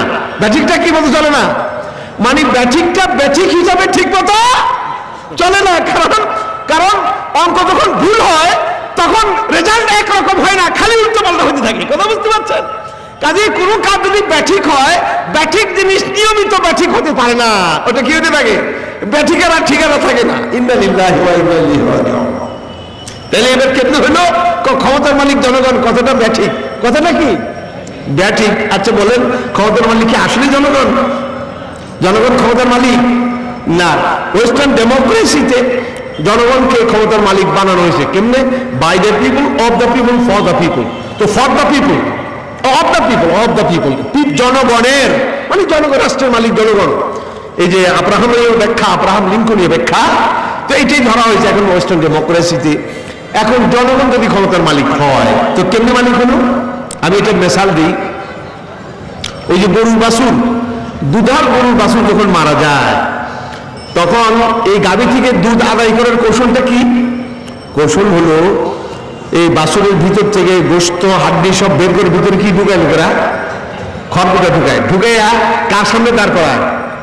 গাভীর সামনে দাঁড় করাইলে পরে গাভী মানি করে যে তার বাচ্চা, সুতরাং সার ওলানটা ফুলতে থাকে।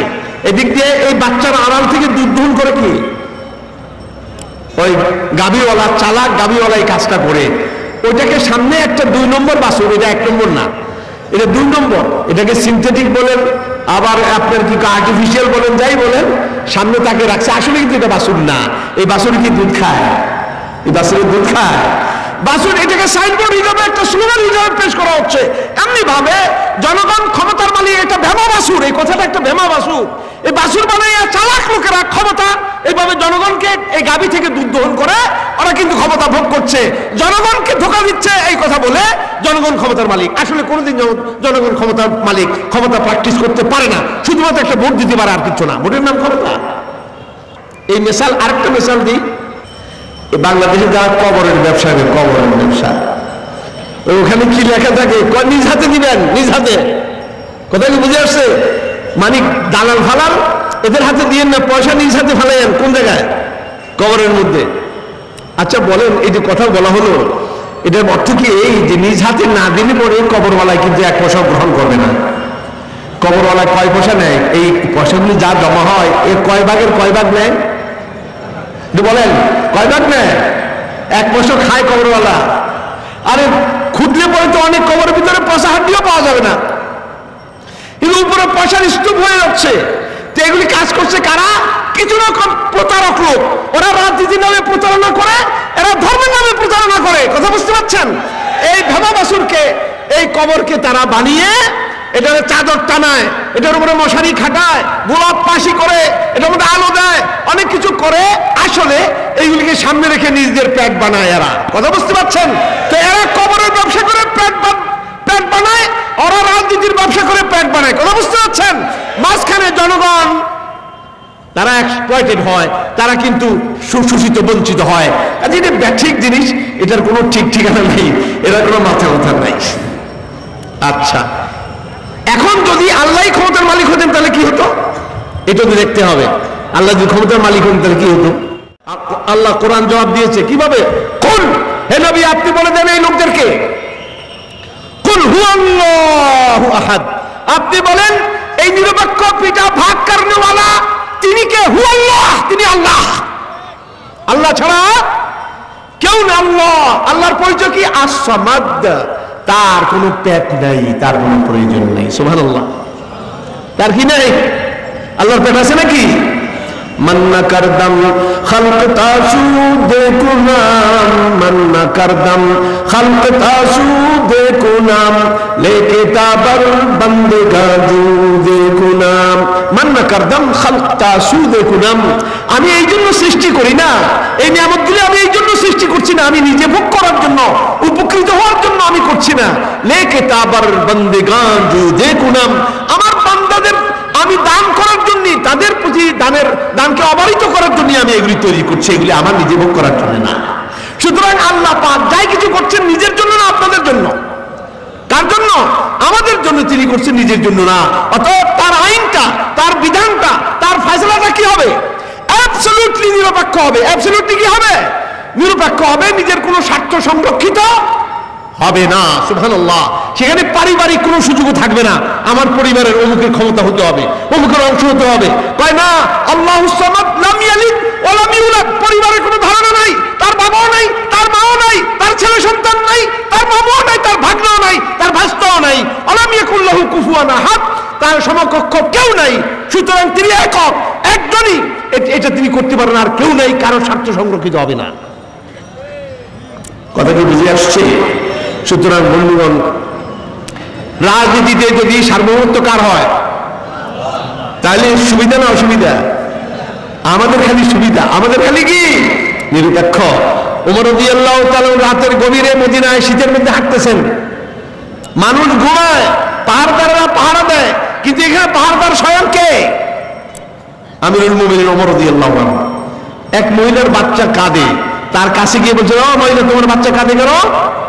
মহিলা নিজের দুধ বাচ্চার মুখের মধ্যে দেয়, বাচ্চা খামোশ হয়ে যায়। আবার বাচ্চা কাঁদে। ওমর রাদিয়াল্লাহু তাআলা আবার এসে বললেন, কেমন মা তুমি? তোমার বাচ্চা কাঁদে, তুমি এবার ঘুমাও?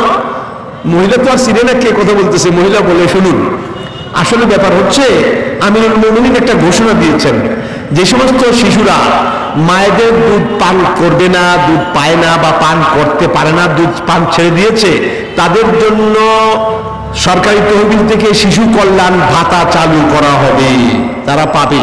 আর যারা দুধ পান করে তাদেরকে দেয়া হবে না। তো মহিলা বলছে, আমরা এই ভাতাটা পাওয়ার জন্য ওই বাচ্চাকে আমি কষ্ট দিয়ে দিয়ে আস্তে আস্তে দুধ ছাড়ানোর অভ্যাস করতেছি, এই জন্য হুজুর বাচ্চা কাঁদতেছে, আপনি কোনো রাগ করেন না। সুবহানাল্লাহ। আমিরুল মুমিনিন ঘোষণা, মহিলার কথা শুনে তিনি আল্লাহর ভয়ে অস্থির হয়ে উঠছেন। তিনি বলছেন, এরকম কষ্ট তো অনেক মাই তার সন্তানদেরকে দেয় এই সরকারি সুবিধা আদায় করার জন্য, আর এই জন্য দায়িত্ব আমি। আমার একটা রং ঘোষণার কারণে, একটা কি বলে, একটা অবৈধ ঘোষণার কারণে তো এই অবস্থা হচ্ছে। সুতরাং পরের দিন তিনি ঘোষণা করে দিলেন যে তোমরা তোমাদের বাচ্চাদেরকে কষ্ট দিও না, যারা দুধ পান করে আর যারা করে না সবাই সরকারি কল্যাণ ভাতা থেকে শিশু কল্যাণ ভাতা পাবে। তাহলে কি আপনি লক্ষ্য করছেন নিরপেক্ষ না পক্ষে? নিরপেক্ষ হলো পক্ষে হলো? কেমন হলো? সুবহানাল্লাহ, সুবহানাল্লাহ। অনেকে কয়, আমাদের বন্ধুরা, আমাদের মূর্খ বন্ধু যারা ইসলাম সম্পর্কে পড়াশোনা করে না অথচ মুসলমান, এই সমস্ত লোকগুলি কয় ইসলাম যদি হয় তাহলে বুঝলাম ইসলাম হলে মুসলমানদের স্বার্থ সংরক্ষিত হবে, এই হিন্দুদের আর কি খ্রিস্টানদের এটা অবস্থা কি হবে? বাংলা থেকে তাদেরকে খেদানো হবে, সুতরাং একটা কমিউনাল রাষ্ট্র হয়ে যাবে। ওমর রাদিয়াল্লাহু তাআলা মদিনার বাইরে সম্ভবত তাবুক এলাকায় গেছেন, রাআ ইহুদিয়ান ইয়াতাকাফফুন নাস, তিনি দেখলেন ইহুদি বুড়া মানুষের কাছে হাত পাততেছে। তিনি বললেন, বুড়াকে নিয়ে আসো আমার কাছে। অবাক হয়ে গেলেন, এখানে ভিক্ষাবৃত্তি আছে। তাকে দেখে বললেন, কি হলো তোমার? দেখুন, আমি যখন তরুণ ছিলাম, যুবক ছিলাম, আমি দেশের খেদমত করে কাজ করেছি, এখন বুড়ো হয়ে গেছি, এখন আর কাজ করতে পারি না, কিন্তু আমার খবর কেউ লয় না। তিনি আর একটু দেরি করলেন না, সঙ্গে সঙ্গে তিনি তার বাইতুল মালের গভর্নরকে লিখছেন। কি ভাষা লিখছেন তার ভাষা শুনুন। তিনি বলছেন, ইবহাস আন হাযা ওয়া আমসালি ওয়া আজরি আলাইহিম রিজকান মুস্তামিরান মিন বাইতুল মাল। তিনি বলতেছেন, এইরকম বুড়া বুড়া বান্দাসুরা যা আছে সবগুলিকে লিস্টিবন্দি করো। কি করো? ইবহাস, তালাশ করো, আমার রাষ্ট্রে, আমার দেশে এরকম লোক আছে নাকি, এরকম বুড়া মানুষগুলি যারা কামাই রোজগার করতে পারে না, ঠেকায়, এদের সব লিস্টিবন্দি করো। আর কি করো? ও আজরি আলাইহিম রিজকান মুস্তামিরান মিন বাইতুল মাল, বাইতুল মাল থেকে নিয়মিত বৃদ্ধ কল্যাণ ভাতা চালু করে দাও। এবার লক্ষ্য করেন, এই ইহুদি কারণটা কে হয়েছে? কোনো মুসলমান না, ইহুদি। কারণটা হইল কি? এই অর্ডারটার কারণ কে? একজন ইহুদি। সুতরাং শিশু কল্যাণ ভাতা, বুড়া কল্যাণ ভাতা আপনারা, আমার দেশে তামাশা করা হয়, 8-10 জন, 20 জন, 50 জন, 100 জন বুড়া বুড়ি আইনা কিছু টাকা দিয়ে শিশু বুড়া কল্যাণ ভাতা চালু করে দিছি। বিধবাদের আপনি কয়জন বিধবা আছেন দেশে? কয়জন বিধবার আপনার খেদমত করছে? এই চালাকি কারে শিখান দেন? বানরের চালাকি আর কত, বানরের চালাকি আর কত, বান্দরামি আর কত। আপনারা কি জানেন কত মহিলা না খেয়ে মরে, কত শিশু না খেয়ে মরে, কত কিছু মরে? আপনারা কয়জন নিজেদের দলের 2-4 জন আইনা দিয়ে দিয়ে করে টেলিভিশন রেখে দিছি আমরা। কারে কয় চালাকি, ফাইজলামি আর কারে কয়? কারে কয়? তামাশা একদিন আল্লাহ তাআলার সামনে দাঁড়াতে হবে। ইয়াউমা ইয়াকুমুন নাসু লিরাব্বিল আলামিন। মানুষ যদি আখিরাতকে টার্গেট করে রাজনীতি করে, তার ভিতরে এই ভয় এসে যাবে যে এই দেশের মানুষ, সেই সিলেটে হোক, গোপালগঞ্জে হোক, বরিশালে হোক, ভোলায় হোক, যেখানে হোক না কেন, যে কোনো জায়গায় হোক না কেন, যদি না খেয়ে মরে, আমাকে জিজ্ঞেস করা হবে কিয়ামতের দিন কেন লোকটা না খেয়ে মরল। ফালাক্তাহামাল আকাবা ওয়া মা আদরাকা মাল আকাবা ফাক্কু রাকাবা ওয়া ইতআমুন ফি ইয়াওমিন যী মাসরাবা ইয়াতীমান যা মাকরাবা ওয়া মিসকিনান যা মাতরাবা সুম্মা কানা মিনাল্লাযীনা আমানু ওয়া তাওয়াসাউ বিল হাক্কি ওয়া তাওয়াসাউ বিল মারহাম। সুবহানাল্লাহ। হুজুর সাল্লাল্লাহু আলাইহি ওয়াসাল্লামকে রাষ্ট্র ক্ষমতা হাতে নেওয়ার আগেই, এটা মক্কি আয়াত, এটা কিন্তু মক্কি সূরা। এই সূরাটা কি? মক্কি সূরা। সমাজ কল্যাণ, সমাজ কল্যাণের যে কনসেপ্ট আপনারা দেখুন কি বলা হচ্ছে, আমা ফালাক্তাহামাল আকাবা। ঘাটি তো এখনো পার করা হয় নাই, ঘাটিগুলি পার হতে হবে, দুর্গম গিরিকান্তার তোমাকে পাড়ি দিতে হবে। আমা আদরাকা মাল আকাবা, সেই ঘাটিগুলি কি যা তোমাকে পার করতে হবে, এগুলি কি? তিনি বলছেন সুবহানাল্লাহ, আমার ফাক্কু রাকাবা, মানুষের গর্দানগুলিকে স্বাধীন করতে হবে। মানুষ পরাধীন, মানুষকে কি করতে হবে? একটা মানুষকে স্বাধীন করতে হবে। এলো ইসলামের অর্থ হলো ইখরাজুল ইবাদি মিন ইবাদাতিল ইবাদি ইলা ইবাদাতিল্লাহি ওয়াহদা। বান্দাদেরকে বান্দাদের গোলামি থেকে একমাত্র কার গোলামিতে? আল্লাহর গোলামিতে লিপ্ত করে। এই মানুষের স্বাধীনতার কনসেপ্ট, এটি হলো মূল স্বাধীনতা। তো বলা হয় ফাক্কু রাকাবা আও ইতআমুন ফি ইয়াওমিন যী মাসগাবা, ক্ষুধার সময় মানুষকে খাবারের ব্যবস্থা করা। ইতআমুন ফি ইয়াওমিন যী মাসগাবা ওয়া ইয়াতীমান যা মাকরাবা, নিকটাত্মীয় এতিমদেরকে খাবার দেয়া। মিসকিনান যা মাতরাবা, দুর্বল মানুষগুলি, এই যে মিসকিন যারা আজকে রাস্তার কিনারে, রেল লাইনের কিনারে, পথের লাইনের কিনারে, যেখানে সেখানে আজকে হাত পেতে বসে আছে, কোন রকম মানবেতর জীবন যাপন করছে, ধুলামলিন মানুষ। এই সমস্ত ধুলামলিন মানুষগুলিকে পুনর্বাসিত করা, এটা হলো তোমার ঘাটি, তোমার কাজ। সুতরাং এটা রাষ্ট্রের কাজ। কার কাজ? কার কাজ? রাষ্ট্রের কাজ। যে রাষ্ট্রের ক্ষমতা কার কাছে থাকে। সুতরাং আল্লাহ তাআলা কিয়ামতের দিন আবার জিজ্ঞেস করবেন এটা কাজগুলি করছিলে কিনা, তিনি জিজ্ঞেস করবেন। শুধু আল্লাহ জিজ্ঞেস করবেন তা নয়, অকুল আমালু ফাসায়ারাল্লাহু আমালাকুম ওয়া রাসূলুহু ওয়াল মুমিনুন। গণতন্ত্রের ধারণা দেখুন, ও তোমরা কাজ করে যাও, তোমাদের কাজ দেখবেন আল্লাহ, দেখবেন আল্লাহ রাসূল এবং এই ইসলামী জনতা, মুমিনরা তোমাদের কাজ দেখবেন। সুতরাং মানুষেরও আবার কিছু নজরদারি করার ক্ষমতা মানুষকে দিয়ে দেওয়া হচ্ছে, সুবহানাল্লাহ। যাতে করে রাষ্ট্রে যারা চালায় তাদেরকে দেখশন করা যায়, তাদেরকে বলা যায় যে তারা উল্টা সিধা কি করছে আর না করছে। কোরআনের মধ্যে পড়ো, সূরা মাইদায় পড়ো, দেখুন কি আল্লাহ বলছেন, ইন্নামা জাযাউল লাযীনা ইউহারিবুনাল্লাহা ওয়া রাসূলাহু ওয়া ইয়াসআউনা ফিল আরদি ফাসাদা আন ইউকাত্তালু আও ইউসাল্লাবু আও তুকাত্তা আইদিহিম ওয়া আরজুলুহুম মিন খিলাফ আও ইউনফাউ মিনাল আরদ ইন্নামা জাযাউল্লাযীনা ইউহারিবুনাল্লাহ ওয়া রাসূলা, যারা আল্লাহ আল্লাহ রাসূলের বিরুদ্ধে লড়াই করে। কার বিরুদ্ধে লড়াই করে? আল্লাহ আল্লাহ রাসূলের বিরুদ্ধে লড়াই করে এবং সমাজে বিপর্যয় সৃষ্টি করার জন্য চেষ্টিত হয়। বিপর্যয় কি? চাঁদাবাজি করা, হুমকি দেয়া, নারী নির্যাতন করা, বোমাবাজি করা, এগুলোর নাম বিপর্যয়। এই সমস্ত বিপর্যয় যারা ডাকাতি করে, হাইজ্যাক করে, এগুলো সব বিপর্যয়ের তারিফের মধ্যে আসছে। এই সমস্ত লোকগুলি ধরো, ধরে বিচার করো, শাস্তি কি দিবা? আন ইউকাত্তালু, বাবে তাফিল থেকে তাকতিল, প্রত্যেকটা শব্দ তাফিল থেকে আনছে। তাকতিল করো, মানে তাকতিল কারে কয়?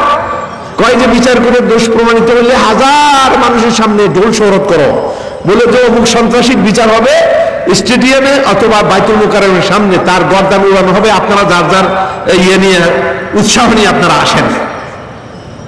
বুড়া মানুষটা একদম আসব না, ডরে, কিলাকিলি ধাক্কাধাক্কি ডরে তো আসবেই না। এরপরে এইসব শাস্তি দেখে করে যে উল্টে যাবো, যদি 10 দিন পরে মরবো, 10 দিন আগে মরে যাবো। সুতরাং বুড়া মানুষ আর আসবে না, বুড়া মানুষ আর আসবে না। যাবে কারা? ও তরুণরা, যারা মারামারি করতে পারে, এরাই যাবে। তো ওরা গিয়ে যখন দেখবে গর্দান উড়িয়ে দিতেছে, গর্দান বিসমিল্লাহ আল্লাহু আকবার উড়ে গেছে, সন্ত্রাস বাড়বো না কমবো? কমবো। আচ্ছা, এটা হলো 1 নম্বর শাস্তি। 2 নম্বরটা আরো সাদা। 2 নম্বরটা কি? আউ ইউসাল্লাবু, অথবা শুলে চড়ানো হবে। শুল কারে কয়? এরকম একটা কাঠ, দুই দিকে 2 অংশ দিয়া, মাঝখানে একটা দিয়ে এইভাবে।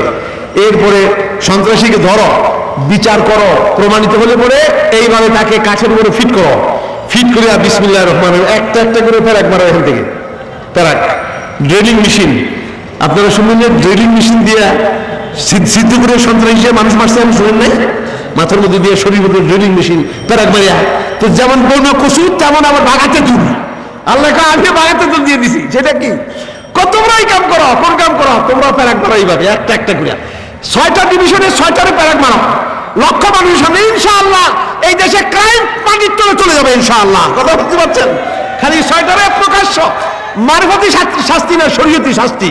মারফতি শাস্তি হইল রাত 12টার পরে জেলখানার মাঝে চুপে যাবে, কেউ যেন টের না পায়, এগুলি মারফতি। আর কয় এগুলি মারফত না, মারফত। আর শরীয়তি শাস্তি হইল কি? লাখো মানুষের সামনে এটা করতে হবে। এইটা 2 নম্বর। 3 নম্বর শাস্তি কি? আও তুকাত্তু আইদিহিম ওয়া আরজুলুহুম মিন খিলাফ, অথবা বাম পা ডান হাত, অথবা বাম হাত ডান পা কোনাকুনি কাটো, কেটে ছেড়ে দাও। কোনাকুনি কাটলে লোকটা চলবো কেমনি? ডানি রওনা করলে বামে যাবো, বামে রওনা করলে ডানি যাবো। তো এইভাবে চলবে। লোকেরা এরকম করে, কয়েকজন সন্ত্রাসী আসিল। তো সারা জীবন তার এটার দৃষ্টান্তমূলক শাস্তিটার নাম কি? দৃষ্টান্তমূলক। মানুষের দৃষ্টিতে সবসময় থাকবে যে এই বেটা কি কাম করছিল। যতদিন সে বেঁচে থাকবে তার অবস্থা দিয়ে ওয়াজ করবো, ডাইনি বামে খালি ওয়াজ করবো, ভাই এই কাম করবেন না, আমি এই কাম করছিলাম। কথা খেয়াল করছেন? কখনো কোনি কাটো, তার জীবনে ব্যালেন্স নষ্ট করে দাও। এই গেল 3 নম্বর। 4 নম্বর কি? আও ইউনফাউ মিনাল আরদ, অথবা খাগড়াছড়ি পাঠাও। এটা হলো সিলেট, পাঠাইতে কোন জায়গায়? এটার নাম খুচরা সন্ত্রাসী। এই পানের দোকানের সামনে গিয়ে কইছে যে 50 টাকা দেন। কয় দিতে পারবো না, আজকে বেচা কিনা ভালো হয় না, কালকে রেডি রেখে, নাইলে কিন্তু চেহারা খারাপ করে নাম। খবর আছে কি? কয় না এরে কি করবা? এরে এইসব শাস্তি দেওয়া যাবে না, মাত্র হাতে খড়ি, উঠতি সন্ত্রাসী। এটারে খাগড়াছড়ি পাঠিয়ে দিতে হবে। ওইখানকার এসপিকে, ওখানকার জাজকে লিখতে হবে, জাজ সাহেব এই খুচরা সন্ত্রাসীটা আপনার এখানে পাঠাইলাম, 5 ওয়াক্ত নামাজ আপনাদের সঙ্গে মসজিদে পড়বে, আর ডেলি আপনার অফিসে একবার হাজিরা দিবে। যেদিন আপনি বলবেন ছেলেটা ভালো হয়ে গেছে, সেদিন সিলেট আসবে, রাত পর্যন্ত আপনার ওখানে থাকবে। এটার নাম হলো ইউনফাউ মিনাল আরদ। শাস্তি কটা হলো? 4টা। এই 4টা শাস্তির তারতম্য হলো কেন? অপরাধের তারতম্য আছে, এই জন্য আল্লাহ পাক তারতম্য করে দিয়েছেন। মানুষের কাজ হলো আইন তৈরি করা নয়, মানুষের কাজ হলো এই আইনটা প্রয়োগ করা। অপরাধকে তারা নিজেরা ঠিক করবে কি মাত্রায় অপরাধ করেছে, 4টা শাস্তির মধ্যে কোন শাস্তিটা তার উপরে প্রয়োগ করা যায়, বিচারপতিরা এই কাজটাই করবেন। আফসোস, আজকে এই আইন কোরআনে রয়ে গেল। আমরা সন্ত্রাস দমন আইন, কত আইন আমরা বানাইলাম, কিন্তু সন্ত্রাস তার জায়গায় ঠিকই থাকলো, বরং আরো বাড়লো। তো বন্ধুগণ, এটা আরেকটা নীতি আছে এখানে, সেটা হলো আল্লাহ তাআলা বলেন, ওয়ালাকুম ফিল কিসাসি হায়াতুন ইয়া উলিল আলবাব। ও বুদ্ধিমানেরা, তোমরা যদি তোমাদের ক্রিমিনাল লতে ফৌজদারি আইনে বিধানে তোমরা যদি কেসাস নীতিকে প্রয়োগ করতে পারো, প্র্যাকটিস করতে পারো, তাহলে সমাজ দেহের সমাজ জীবনের নিরাপত্তা দিয়ে দেওয়া হলো। সমাজ জীবনের নিরাপত্তা কিসের মধ্যে? কেসাস নীতির মধ্যে। আপনি বলবেন কেসাস নীতি কি? কোরআন বলতেছে ওয়াকাতাবনা আলাইহিম ফিহা আন্নান নাফসা বিন-নাফসি ওয়াল আইনা বিল-আইনি ওয়াল আনফা বিল-আনফি ওয়াল উযুনা বিল-উযুনি ওয়াস সিন্না বিস-সিন্নি ওয়াল জুরুহা কিসাস। আল্লাহ তাআলা বলেন আমি তাদের উপরে ফৌজদারি আইন বিধিবদ্ধ করে দিলাম বনি ইসরাইলের উপরে, তাওরাতে তালমুদে এই আইন আমি দিলাম। কি আইন? আন্নান নাফসা বিন-নাফসে, কেউ কাউকে হত্যা করবে তার পরিবর্তে তাকে হত্যা করা হবে। ওয়াল আইনা বিল আইনে, চক্ষুর পরিবর্তে চক্ষু। ওয়াল আনফা বিল আনফি, নাকের পরিবর্তে নাক। ওয়াল উযুনা বিল উযুনি, কানের পরিবর্তে কান। ওয়াস সিন্না বিস সিন্নি, দাঁতের পরিবর্তে দাঁত। ওয়াল জুরুহা কিসাস, শরীরে যে অংশ ক্ষত করা হবে ওই অংশ থেকে আহত করা হবে, যে অংশ ভেঙে দেওয়া হবে ওই অংশ তারটা ভেঙে দেওয়া হবে। এটার নাম কিসাস। এটার নাম কি? কিসাস। এখন কোরআন বলছে ও বুদ্ধিমানেরা, দেখুন কোরআনের কথা কত সুন্দর। কোরআন বুদ্ধিমানদের তালাশ করতেছে। আমাদের বুদ্ধিজীবীরা বুদ্ধি নিয়ে কোরআনের বিপরীত চলে যায়, আর কোরআন বুদ্ধিমানদের তালাশ করে। বুদ্ধিমানেরা আসো, তোমরা এই আইনটা চালু করো, বুদ্ধি খাটাইয়া এই আইনটাকে প্রয়োগ করো, তাহলে তোমাদের সমাজের নিরাপত্তা এসে যাবে। দাঁত ভাঙা ভাঙি, কান ছিঁড়াছিঁড়ি, নাক ভাঙা ভাঙি, এগুলি চোখ উৎপাটন, এগুলি সব বন্ধ হয়ে যাবে। কারণ তুমি দাড়িপাল্লা দিয়ে বিচার করো। আমাদের দেশে দাড়িপাল্লা হলো মার্কা, বিচারের মার্কা কি? দাড়িপাল্লা। একজনের কলিমুদ্দিন নাক ভেঙে দিয়েছে, তাহলে কলিমুদ্দিন নাকটা রাখলেন এক পাশে, 3 মাসের জেল দিলেন সামনে, টান দিয়ে দেখেন তো সোজা হয়েছে কিনা? সোজা হয়েছে? সোজা হলে কি করতে হবে? যে নাক ভাঙছে তার নাকটা ভাঙে লো, ভাঙে এই পাল্লায় দাও, এবার টান দিয়ে দেখো সোজা হয়েছে, সোজা হয়েছে। এটার নাম কিসাস। এটার নাম কি? কিসাস। তাহলে একটা নাক যদি ভাঙে এর পরিবর্তে আরেকটা নাক ভাঙো, আরেকটা নাক ভাঙলে কি হবে? 1000 নাকের নিরাপত্তা দূষিত হয়ে যাবে। সুবহানাল্লাহ, 1000 নাক বেঁচে যাবে। আর নাক ভাঙাভাঙি হবে না, আর চোখ উৎপাটন করা হবে না, কান ছিঁড়াছিঁড়ি হবে না। জেল দিয়ে নাক ভাঙাভাঙি বন্ধ করা যাবে না, কান ছিঁড়াছিঁড়ি করা যাবে না। মানুষের নিরাপত্তা দিতে গেলে এই আইনটাই, বিচার ব্যবস্থা আমাদের দেশে প্রয়োগ করতে হবে। তাহলে বুঝুন, রাজনীতিতেও আমাদের ইসলাম নাই, আখেরাত নাই। ইসলাম মানে আখেরাতের টার্গেটে এই রাজনীতি করতে হবে, আখেরাতের টার্গেটে এই বিচার ব্যবস্থা চালু করতে হবে। এরপরে আমাদের কি বলে বিচার, এটা গেল বিচারের কথা। এবার আসেন আরেকটা একটু বলি, অর্থনীতি। আমাদের অর্থনীতির খবর কি? অর্থনীতির খবর কি বন্ধুগণ? আল্লাহ তাআলা কি বলেন? ওয়াহাল্লাল্লাহুল বাই'a ওয়া হাররামার রিবা। আল্লাহ বেচা কিনাকে হালাল করলেন আর সুদকে করলেন হারাম। এখন আমাদের দেশে কি চলছে? সুদ চলছে না? চলছে না। সুদ হলো হারাম। কিরকম হারাম? আর রিবা 70 জুজআ আইসারহা আন ইয়ানকাহা রাজুল উম্মা। সুদের 70টি গুনাহ আছে। 71 নম্বরের গুনার নাম হলো কোনো ব্যক্তি তার মাকে যদি বিবাহ করে, আর বিবাহ মানে ইন্টারকোর্সে লিপ্ত হওয়া, এটা বিবাহ হলো এটা। কোন তার মার সঙ্গে যদি সে জিনা ব্যভিচার করে, যেই অপরাধ 70 নম্বর অপরাধ হলো। এবার অপরাধগুলি কারা কারা লিপ্ত? হুজুর বলেন লানা রাসূলুল্লাহ সাল্লাল্লাহু আলাইহি ওয়াসাল্লাম আকিলার রিবা ওয়া মুকিলাহু ওয়া শাহিদাইহি ওয়া কাতিবাহু ওয়া ক্বালা ইন্নাহুম সাওয়া। কি বলছেন? রাসূলুল্লাহ সাল্লাল্লাহু আলাইহি ওয়াসাল্লাম অভিসম্পাত করেছেন, লানত করেছেন, মানে আল্লাহর রহমত থেকে বঞ্চিত করার জন্য দোয়া করেছেন, বদদোয়া করেছেন। এটার নাম লানত, রহমত থেকে বঞ্চিত করে দেওয়ার জন্য। কে কার জন্য বদদোয়া করছেন? যে বেটায় ঘুষ খাইয়া, সুদ খায়, যে সুদ দেয়, আর যে সুদের সাক্ষী হয়, আর যে সুদের চাকরি করে।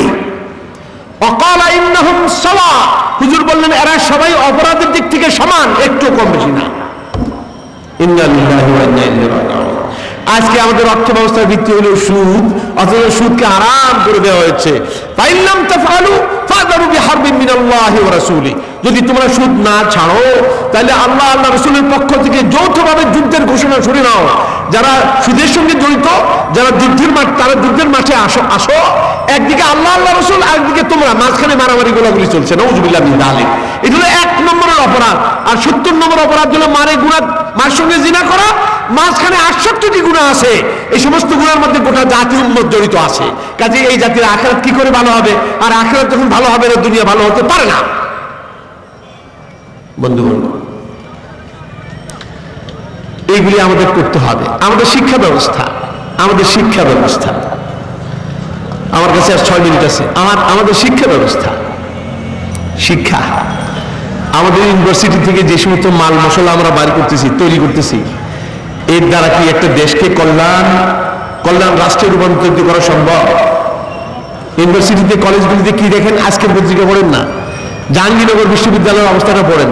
পোলাপান মসজিদের ডরে মসজিদে যাওয়া বন্ধ করছে। কেন মসজিদে যাওয়া বন্ধ করছে? কিছু পোলাপানের ডরে যে কারা কারা নামাজ পড়তে যায়, যারা নামাজ পড়তে যায় এরা মৌলবাদী, সুতরাং মৌলবাদীদের আর ক্যাম্পাসে রাখা যাবে না।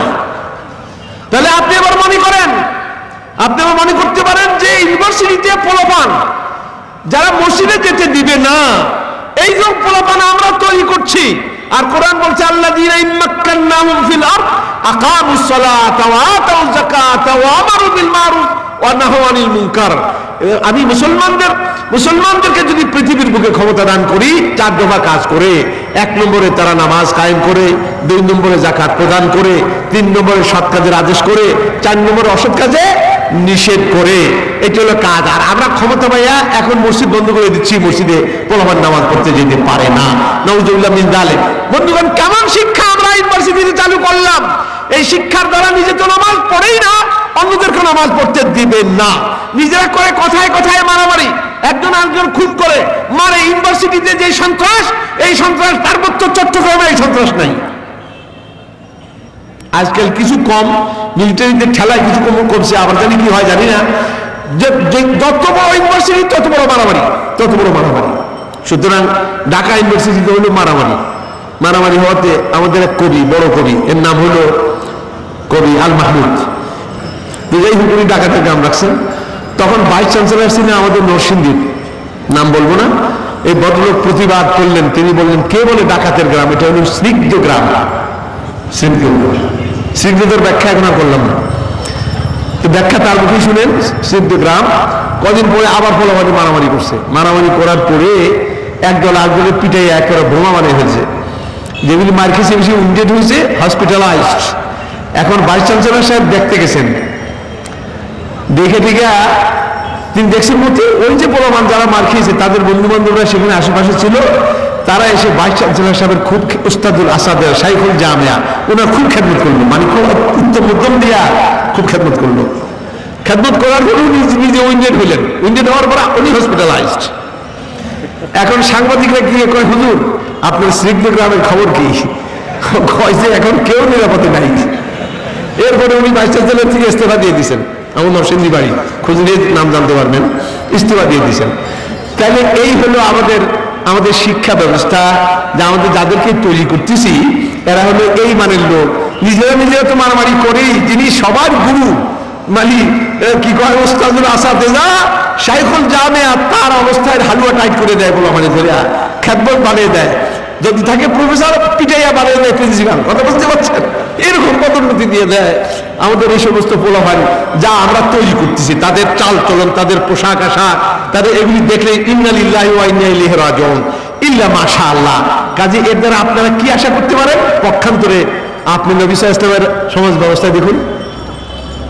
মদিনা শরীফে হযরত যায়েদ ইবনে সাবিত আল আনসারী রাদিয়াল্লাহু তাআলা আনহু ওয়ারদা, প্রখ্যাত সাহাবী, মুহাদ্দিস, মুফাসসির, ফাকিহ, মুজতাহিদ, বড় বিদগ্ধদের একজন হযরত যায়েদ ইবনে সাবিত আল আনসারী রাদিয়াল্লাহু তাআলা আনহু ওয়ারদা। বৃদ্ধ বয়সে তিনি মদিনায় তার সওয়ারির পিঠে উঠছেন, ঘোড়া কি গাধা। তো হাদিস মুস্তাদরাকে হাকিমের মধ্যে এরকম বর্ণনাটা এসছে। তিনি উঠে পা নিচের দিকে রেকাবের মধ্যে রাখবেন। রেকাব মানে ঝুলন্ত যে লোহার রিং দুটা থাকে, পা ঢুকানোর চেষ্টা করছেন। বৃদ্ধ সাহাবী, তিনি ঢুকাতে পারছেন না, ব্যালেন্স মানে রিংটা সরে যাচ্ছে। দূরে তার এক ছাত্র, তার নাম হলো আব্দুল্লাহ ইবনে আব্বাস রাদিয়াল্লাহু তাআলা আনহুমা ওয়া আরদাহুমা। তিনি দেখলেন, দূরে কাছে আসলেন, আদবের সাথে বসলেন, পায়ের মধ্যে রেকাবটা পরিয়ে দিলেন। যখন পড়াতে যাচ্ছিলেন তখন তিনি বললেন, হযরত যায়েদ বললেন, লা তাফআল ইয়া ইবনে আম্মি রাসূলুল্লাহ সাল্লাল্লাহু আলাইহি ওয়াসাল্লাম, ও রাসূলের চাচাতো ভাই, তুমি এই কাজটা করো না, আমার পায়ে হাত দিও না। তো হযরত আব্দুল্লাহ বললেন, হাকাদা উমারনা নাফআলা বিউলামাইনা, হুজুর আপনারাই আমাদেরকে তৈরি করেছেন, আমাদের বিদ্বজনদের সঙ্গে, আমাদের জ্ঞানীদের সঙ্গে, আলেমদের সঙ্গে, আমাদের শিক্ষকদের সঙ্গে এরকম আচরণ করতে, এরকম খেদমত করতে আপনারা আমাদেরকে তৈরি করেছেন, আদেশ করেছেন। এখন আবার না করেন। জায়েদ তার কথা শুনে খুব আনন্দিত হলেন। তিনি বললেন, আর বিয়ে দেখ, তোমার হাতটা আমার একটু দেখাও। উনি তার বুঝেন না কি জন্য কিছু, হাত দিয়ে দেখাইছে। ফাকাব্বালা জায়েদ, হাতের মধ্যে একটা চুমু খেলেন জায়েদ রাদিয়াল্লাহু তাআলা আনহু। হযরত আব্দুল্লাহর হাতে চুমু খেয়ে বললেন, হাকাযা উমান্না নাফআলা বিকরাবাতি রাসূলিল্লাহ সাল্লাল্লাহু আলাইহি ওয়াসাল্লাম, তোমাদেরকে শেখানো হয়েছে তোমাদের উস্তাদদের সঙ্গে এরকম খেদমত করতে, আমাদেরকে শেখানো হয়েছে হাল জাযাউল ইহসান ইল্লা ইহসান, রাসূলের আত্মীয়দের সঙ্গে এই কাজ করতে। আসলে এখানে কথাটা হলো যে এই পাটা, যে হাতটা পায়ের মধ্যে লেগেছে রিং পরাতে, তার প্রতিদান তো চুমু দিয়েই দিতে হয়।